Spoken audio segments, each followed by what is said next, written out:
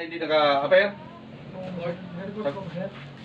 Karsel ang bagsak ang duwang high value as in priority target drug personality sa Banwaan Candaraga matapos na makuha sa posisyon kan mga ini ang duwang dakulang plastic container na may laog na pigtutubudang shabu as in may gabat na 95.21 gramo na nagkakantidad 700,000 pesos. Apwera ka ini, nakuha pa sa posisyon kan mga sospek ang walupang pakete ng pigtutubudang shabu as in 15,000 pesos na bypass money. Pinanginotan mismo kan Hepe Candaraga MPS na si Police Lieutenant Colonel Carl Joseph Pausian ang bypass operation, katuwangan Albay Police Intervention Unit as in Police Drug Enforcement Unit 5 na pigkondusir sa Barangay Alcala, Kasudma.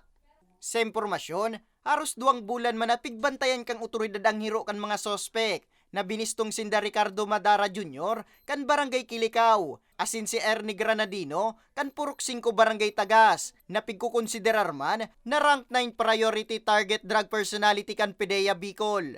Parte ang operasyon kan nagpapadagos na BIDA program o buhay ingatan, drogay ayawan kan DILG, na obhetong mas pangmapaigot ang laban kontra droga.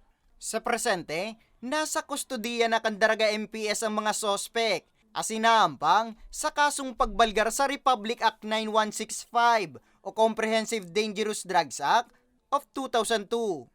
Para sa mga istoryang Tatak Bicol, Nomer Corporal.